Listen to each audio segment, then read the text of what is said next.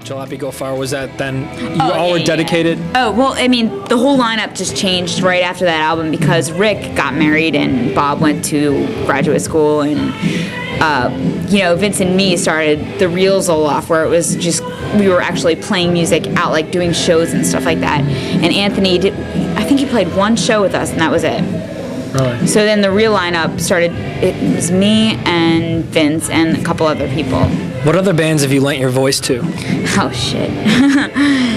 I did the 5 Days Ahead. I did the Real Big Fish. I did the DVD and the DVD CD that came with it. I don't know. Okay. The first time I heard about you guys was probably 2003 when you toured with the Starting Line. What was that tour like? Oh, ridiculous. Actually, it kind of like when you're a small band and you don't really tour that much. I just felt like for us it was overwhelming more or less because we weren't really in the we didn't understand how to tour at that point. We didn't understand how to deal with shows and people, and like playing in front of that many people at that level that we were like mentally at. It was just overwhelming. I mean, it was great at the time. I was like, wow, they give us beer? There's people here. Wow, we get paid? Oh my God. But I don't know if we were necessarily ready as a band to be playing those kind of shows. Some other favorite bands you've toured with? Well, Transit War, they were awesome. River City High, they were fun as hell.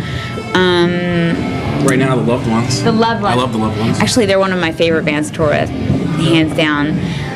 Real Big Fish, great. I guess that's it. I can't think of anybody else.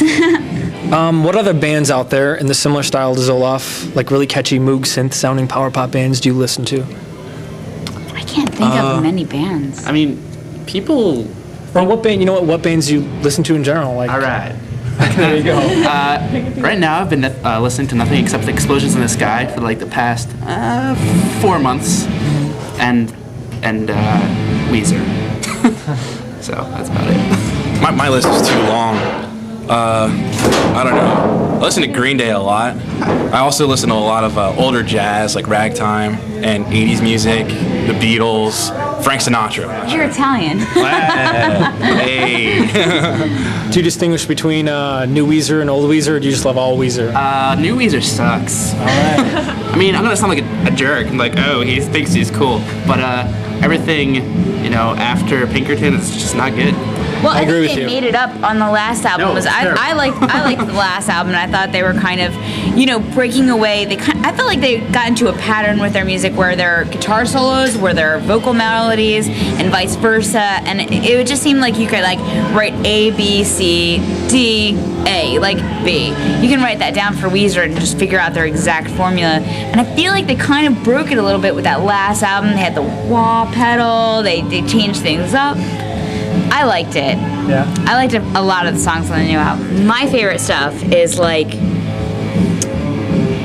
Built to Spill, There's Nothing Wrong with Love, only that. It's it's a really poppy album. Death Cab for Cutie, the first album, first or second album, what is it? It's The Transatlanticism or the... before that. Is the one with the It's people? really dark. It's a really dark album.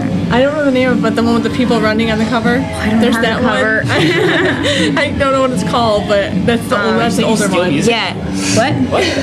I don't listen to new music, but I did listen to the Matches album, and I think a lot of people kind of just pass it off as glam rock, but I think some of what they've done musically on the album was really cool, and I got into that. 1984 by Van Halen. The Promise Ring, that's probably hands down my favorite band, and that's a Chicago band. So. I think it's one of the only bands that the whole Zolof, all Zolof likes. Yeah. Which one? The Promise Ring. And it's a huge influence on our music too. Really? A lot of people don't even see it, but it's definitely a huge influence. What kind of keyboard do you guys use live and in the studio? What were you playing today, babe? I was playing today an MS-2000 by Korg, but in the studio we'll use the MS-2000, which is a Yamaha. No, I'm sorry, it's Korg, MS-2000. I have a Yamaha CS15, which is vintage, a Yamaha CS01, which is like that big and vintage, and that one kicks ass, and Casio Pt.3. And I will also use, we just got brand new, an MO6, which is Yamaha. And I love the MO6 because it's like, it has all these new sounds and all these new things we can do with it. So I kind of, on the Mystery album, I got kind of fanatical with that one. I was just like, wow. Awesome. Well, I guess that's it. Thanks for talking with us. Thank you. Anything you guys want to add to anything? No pressure. Damn. I mean, that's like the most pressure that I can't make up things. All right.